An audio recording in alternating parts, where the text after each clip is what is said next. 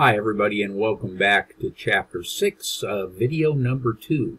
When we left off, we were looking at the cash flow effects from tax decisions using LIFO. You'll recall in the period of rising costs, LIFO gives us the worst gross profit and therefore the worst net income on which we pay our taxes. So if we do that, we're going to have a LIFO reserve, in this case, quite a bit, $2 billion worth for Caterpillar. And that based on the tax rate of 35% and 21% that happened because of the new law change. The tax savings is significant. $693 million. It's, in a way, though, it's not really savings, it's deferred taxes. We're still going to pay those taxes, it's just not going to be paid till subsequent years. So through 2007, the cumulative cost of goods sold was here $1,934,000,000, and it was higher than it would have been had the company used FIFO. The cost of goods sold was higher, gross profit was lower. So the cumulative gross profit and pre-tax profit were lower, as I just said, saved taxes and cash. So in 2018, because of the smaller tax rate, the savings was $16 million. All right, how do we look at the disclosures of inventory in financial statements? Well, here's another concept, lower of cost or market, and that's an easy one to do. If the market value of inventory is less than its cost, we're going to write the inventory down to its market value. So looking at it as an example, I use an Apple phone. Back when I first bought my first Apple phone, it was an Apple phone 5. Now I have an Apple phone 11, and my wife has an Apple phone 12. How much do you think, let's say I paid $500 for my Apple phone 5 back in the day. How much would that be worth now? 50 bucks, maybe, something like that. So if Apple had any of those iPhone 5s in their inventory, they would have to write that cost down. Let's say the $500 represented revenues. Maybe their cost was $200 to make that iPhone 5 back in the day. Well, now it's only worth 50 bucks at retail. So I have to write the $200 cost down to the $50 retail. That's what I'm saying. So if Home Depot's using the FIFO costing method, at the end of each accounting period, they're going to compare that FIFO inventory balance with the market value or replacement cost and writes down the inventory if the cost is less than its market value. And in this case, what we do, if we have any of those that we write down, we're going to debit our cost of goods sold and credit inventory to reflect that. It's going to reduce gross profit by that change in cost of goods sold. Okay, so the LIFO reserve adjustment, here we're going to use the following equation to adjust LIFO to FIFO. So FIFO inventory is going to equal the LIFO inventory plus the LIFO reserve. Pretty simple, actually. In general, we make these three adjustments to convert LIFO to FIFO on the balance sheet. We'll increase inventory by the LIFO reserve, as shown in this example here. And we're going to increase our tax liabilities by the tax rate applied to the LIFO reserve and increase retained earnings by that difference. So, as shown on the Caterpillar's balance sheet from LIFO to FIFO, we had that inventory increased by $2 billion. Tax liabilities increased by $693 million, and we increased our retained earnings by that difference. Okay. The LIFO reserve adjustment, we use the following equation.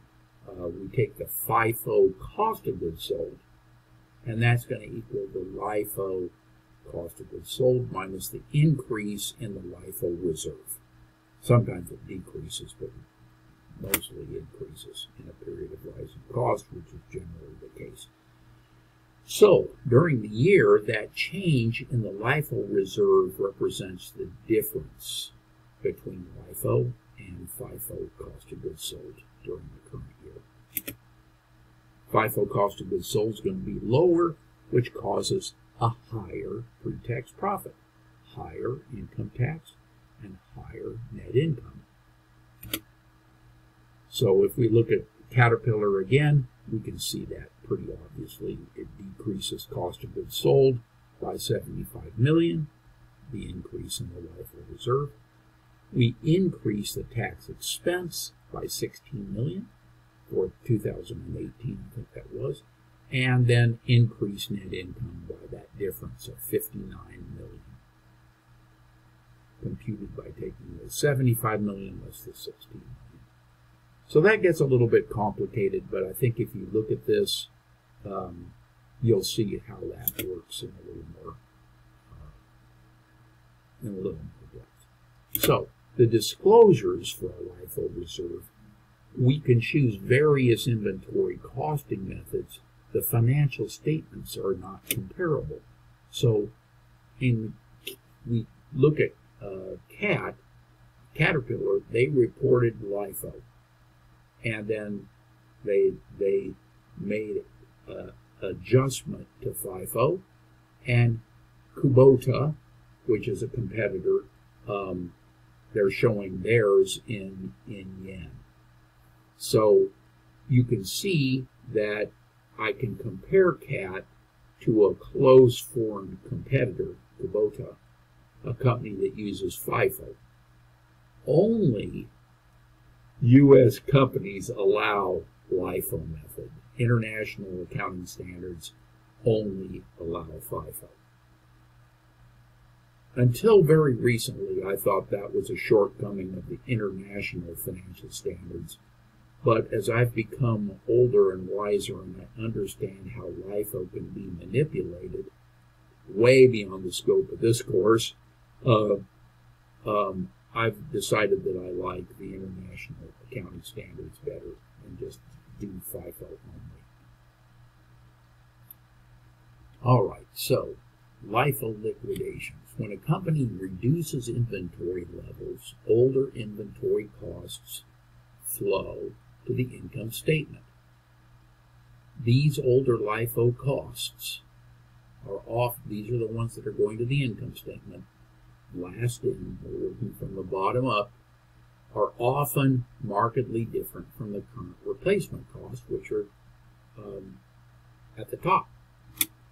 Assuming an inflationary environment, sales of older pools often boost gross income as older, lower costs are matched against the current selling price on the income statement in an inflationary environment.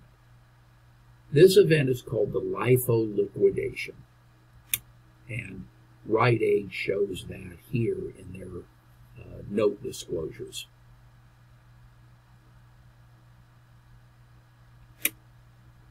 Okay, let's look at inventories and the related accounts payable. Here, we're going to do a gross profit analysis. Very important to get this piece down. This is something we do all the time. Gross profit margin is gross profit divided by net sales. And so net sales here shown and cost of goods sold, we're going to get our gross profit margins right around 34%. Okay? And what we do is we then look at inventories and accounts payable.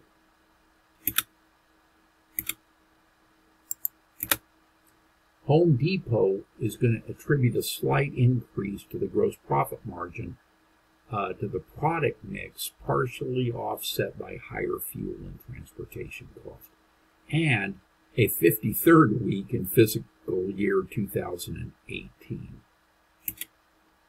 Okay, those are interesting adjustments. So, changes in product mix towards lower margin profits, that can negatively affect your gross profit margin. New products introduced at low prices to gain market share will do the same thing, and if we're introducing new products, sometimes that increases product costs, production costs temporarily. And the decrease in production volume would do the same thing. We could have increases in the supply chain costs, and we could have more generous sales discounts or sales return policies. Inventory obsolescence may be an overstocking, warranty costs, and just general decline in economic activity. Automobile industry, for example, is greatly impacted by economic activity. In periods of recession, car sales go way down, and in periods of boom times, car sales sell. So sometimes new competitors come in the market, and even regulation that inhibits sales or adds fees and taxes to the product sold. So we have some metrics that adjust for that, and they are inventory turnover and days inventory outstanding, DIO. And inventory turns pretty easily to calculate. We take the cost of goods sold and we divide that by the average inventory. And a higher turnover is better.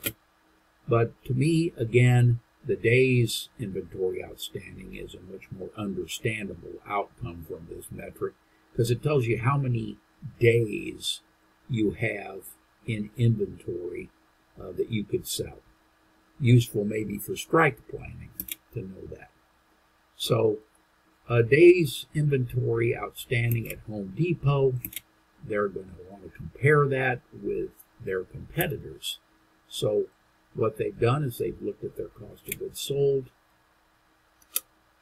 and calculated